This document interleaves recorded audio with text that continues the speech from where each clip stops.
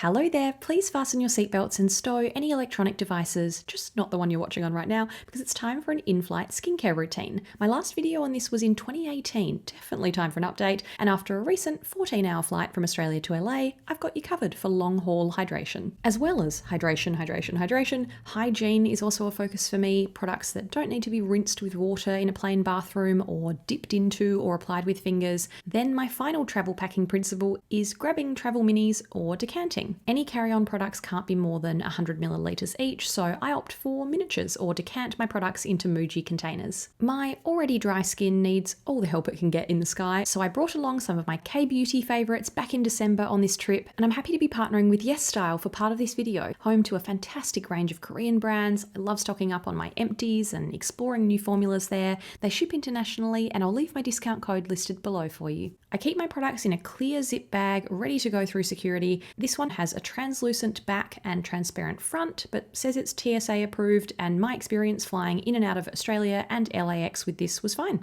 I like the depth too, so you can pack plenty of minis in here. Now these steps represent my in-flight and pre-flight routine because I load up my skin before getting on board, so I don't need to reapply until midway through the flight. I will also say I don't bother with a routine this complicated for any flights under 4 to 5 hours maybe, but most overseas flights from Australia are a lot longer than that, and then I take all of these products out anyway and use them post-flight in my regular skincare routine while I'm away. No makeup here, letting my skin breathe/soak in my products. My first step is still a quick cleanse with Bioderma. I pop a separate snap-lock bag inside with a few cotton rounds and cotton buds so they're not touching anything else. This adorable teeny tiny bottle was an old gift with purchase. I refill to leave my skin feeling soft and clean, not stripped. Mist next to refresh my face and prep my skin for other steps. Applying mist alone might dry out your skin as it evaporates, but applying mist before serum or moisturiser will help that absorb. Always enjoy the simplicity of Avène's thermal spring water mist with a nice even aerosol spray. And it's fragrance free to be considerate of other passengers. Two quick Yes Style mist mentions. You can see I loved Laneige Cream Skin Mist last year.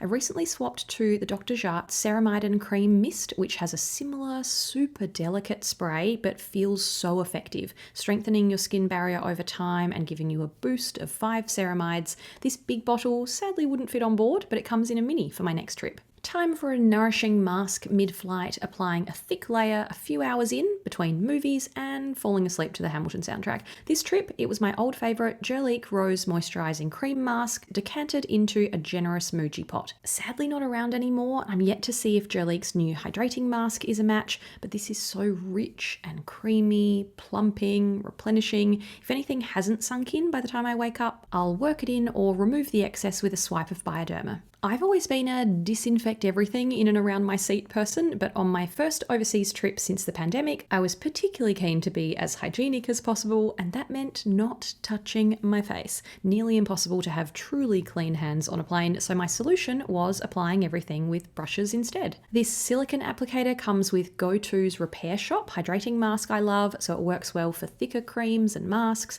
and everything else I applied with this little brush that comes with Sand & Sky's pink clay mask. Both applicators worked so well, so I'll definitely repeat this on my next long flight. Some summer destination wedding content coming up in a few months. Time for essence and serum after more misting. One of my favourites last year was Laneige Waterbank Blue Hyaluronic Essence Toner for normal to dry skin. This really feels like a drink of water for your skin because it's slightly thicker than water, so absorbent and instantly hydrating and softening. Just grabbed my second bottle from Yes Style. I also brought a baby CosRx Advanced Snail 96 Mucin Power Essence because it was 29 hours in total there and back, so I let myself have two options. This slidey essence is one of my holy grail products. It's so calming, hydrating and repairing. The mini is from the All About Snail trial kit, but the full size must be in my bathroom at all times. I've even been using it as a conductor for my new face device this year after a great viewer suggestion. Thank you, Sarah. After one of those K-Beauty Essence icons, I applied the beautifully cooling La Roche-Posay Cicaplast B5 serum. Instantly smoothing, calming, refreshing. I love how this silky, thirst-quenching texture feels. To lock everything in, I'm bringing in the big guns in a small way. One of the thickest, most luxurious textures, Glossier After Balm. Obsessed with this moisture barrier recovery cream year-round, but this cocoon-like balmy texture was made for flying, melting on and sealing in moisture like slugging for skin that still feels hydrated hours later. I also included this cute go-to face hero. Famous Nourishing Aussie Face Oil was an optional extra to apply before after balm or mixing with my hand cream. It's nice and light, and you always want to finish with the heaviest texture, so after balm goes after everything else. My hand cream of choice was a little go-to super handy tube. Slightly whipped texture means it absorbs nicely, and my trusty Lanolips Golden Dry Skin Salve was on hand as a fantastic multitasker. Mainly my lip balm on board, applying it straight from the tube, but I can also mix it into my hand cream or apply it on my cuticles. To freshen up, I had my mini Marlin & Getz eucalyptus deodorant with me. This is my favourite for travel. I always throw it in my day bag and have it on board. It has the best eucalyptus scent I've tried in a deodorant. So realistic and fresh, and helps me stay fresh. Don't particularly fancy cleaning my teeth with plain water, so I popped in a couple of Colgate Max Fresh Wisps, like teeny tiny preloaded toothbrushes to feel,